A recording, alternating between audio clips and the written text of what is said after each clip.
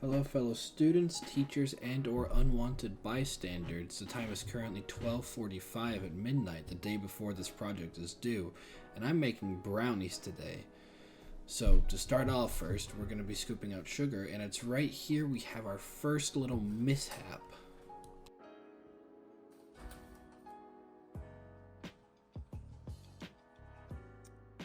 Really?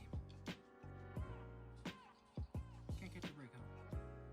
If that doesn't just about sum up how I'm feeling right now, then I don't know what will.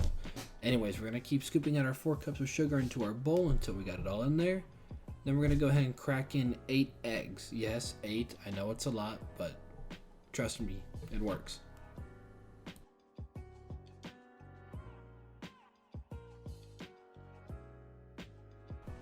So me being the smart person I am, I set all this up to where I don't have access to an outlet, so I can't use a stand mixer. So instead of using a stand mixer, I'm going to be whisking everything by hand, which is a real arm workout, by the way. So once you have all your 8 eggs and 4 cups of sugar into a bowl, we're going to go ahead and beat it together till it's a nice foamy yellow. Then, in a separate bowl, we're going to be measuring out our dry ingredients.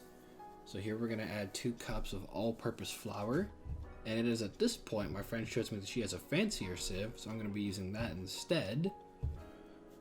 So after we get all of our flour sifted out, we're then going to be adding a half cup of cocoa powder. Sieve that out. And then we're going to be adding both a half teaspoon of both salt and baking powder.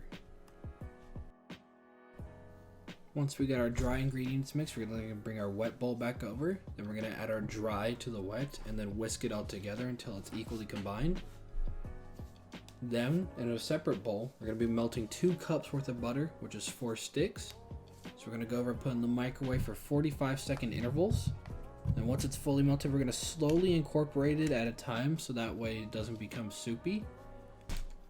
Just be sure to keep on whisking till all your butter is fully combined and incorporated and there's none left sitting on the top. This entire clip that you're currently watching is sped up 700%, so I want you to realize how long this took to whisk by hand. If you can manage it, use a stand mixer. It'll save you so much pain and heartache in the long run. Once you got everything fully mixed, go ahead and bring your baking dish over. We're going to transfer your batter over into your parchment lined baking dish. So go ahead and spread it out as smooth as you can. And once it's in a nice even layer, go ahead and pop it in the oven at 350 for about 35 minutes, checking every 15 or so. When recording this video, in between letting the brownies cool, I took a nap for about an hour or so and woke up at 1 a.m. realizing I still had to record. So here I am preparing the base layer, which is a cream cheese frosting with green food coloring. So once we get all that mixed up, we're going to go ahead and pipe it onto our Frankenstein and then smooth it on out to get a nice base layer on there.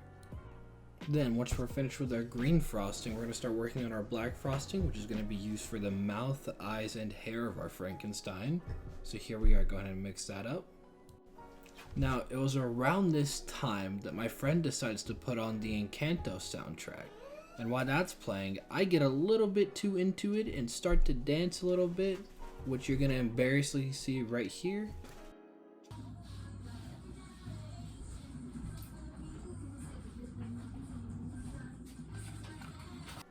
Yeah, that was awful. I'm never doing that again.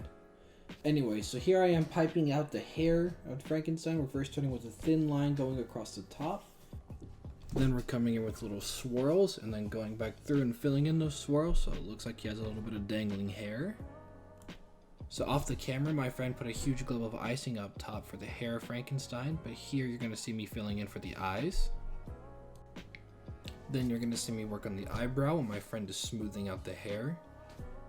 And then after we finish with the eyebrow, we're going to move on to working on the mouth.